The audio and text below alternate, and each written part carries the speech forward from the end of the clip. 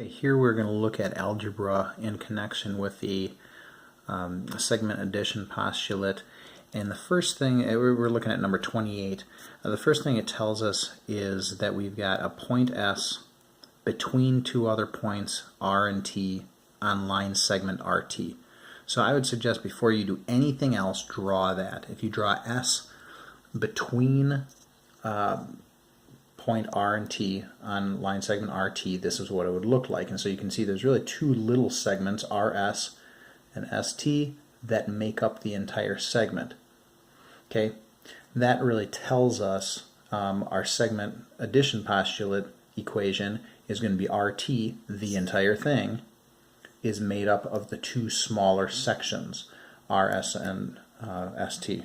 Oops, forgot to put my line segment indicator above all of those. Okay, so that's what we're really dealing with. And the directions tell us that we're going to use the information given here in number 28 to write an equation in terms of x. We're going to solve the equation, and then we're going to find the distances of RS and ST. Okay, so we already know what our equation is based on the segments that we drew.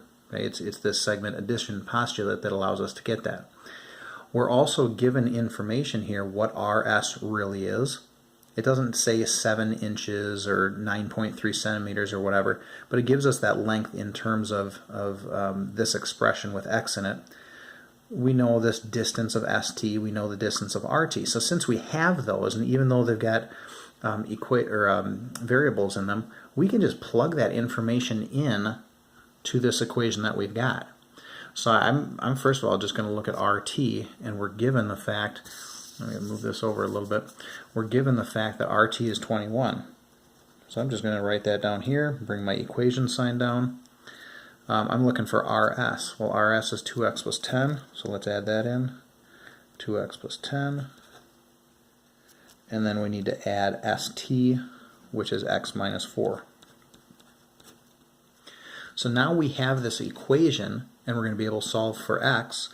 First thing I'm going to need to do is combine like terms on the right side of the equation, not do anything over here with 21. But I've got 2x and an x, that's 3x. I've got a positive 10 and a negative 4, that's going to be positive 6. So that's what the right hand side of my equation looks like. Let's get rid of that 6 by subtracting it from both sides. That'll leave me with, if I just subtract here and I subtract here, leave me with 3x here, leave me with 15 on the left hand side, divide both sides by 3, and x has to be 5. Okay, now that's part of what we were doing, but in terms of this line segment, I don't know the distances, right? So ultimately what we were looking for was to find the distance of RS and ST. Here's RS, here's ST. Well, RS was 2x plus 10. So if RS, let's do this over here, if RS was 2x plus 10, and now we know what x is, we can plug in the 5 for that. So RS is really 2 times 5 plus 10. RS is really 10 plus 10. And so RS has to be a distance of 20. It doesn't tell us, and again I'm forgetting these, shame on me, it doesn't tell me if this is 20 inches or centimeters, it's just 20 units. So RS has to be 20 units. We would do the same thing as we're looking for ST. ST is x minus 4. So I would write down ST equals x minus 4. Line segment ST is 5 minus 4 because we found out what x really was.